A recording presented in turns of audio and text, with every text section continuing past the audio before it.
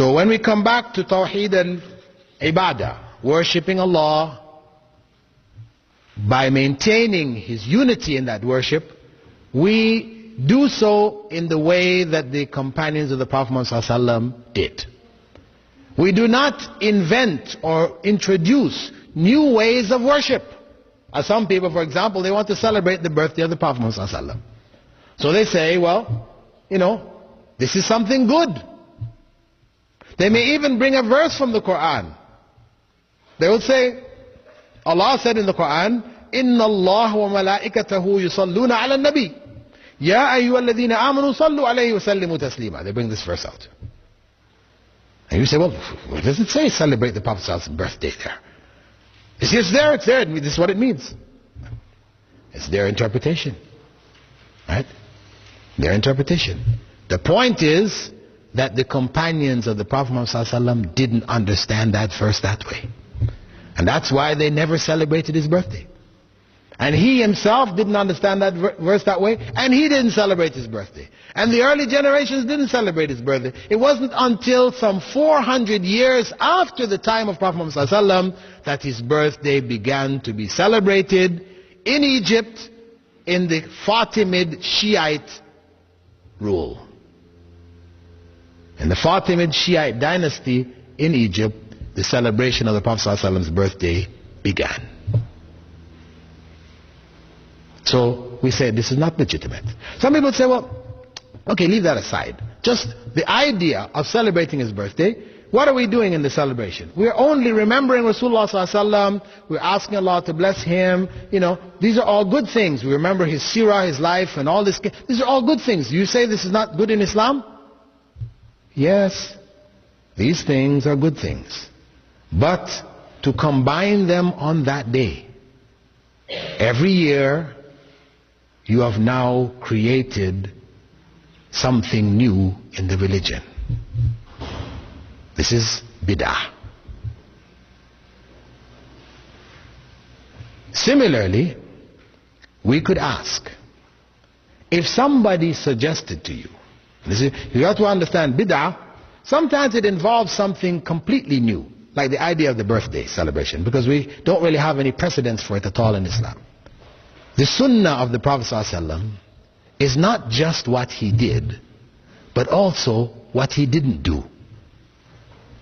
You have sunnah fi'liyah, the sunnah of actions which he did, and sunnah tarkiyah, or sunnah of actions which he didn't do, which are religion, dealing with the religion. Of course, there are many things he didn't do which he didn't like personally.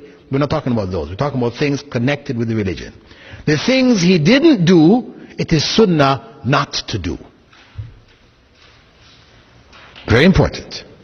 Because if one opens this door, that as long as he said this, he said that, we can put it all together and come up with something which he didn't do, then the religion becomes innovated. You can now change the religion at will.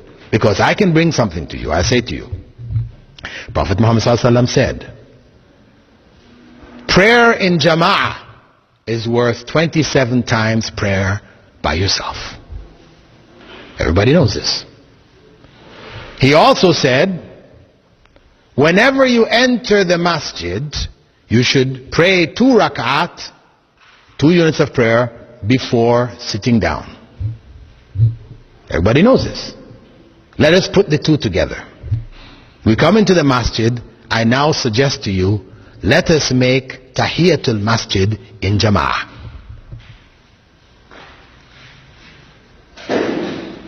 If I suggest that, what do people say? They said, no, you can't do that. Why not?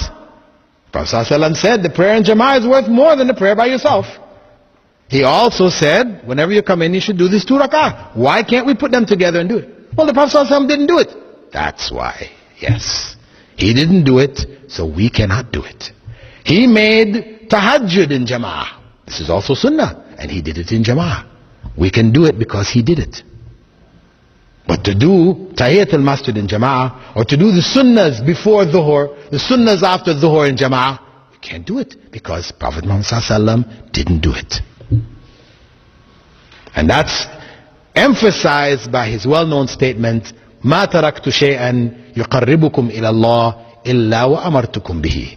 I didn't leave anything which would bring you closer to Allah without instructing you to do it. That's the bottom line.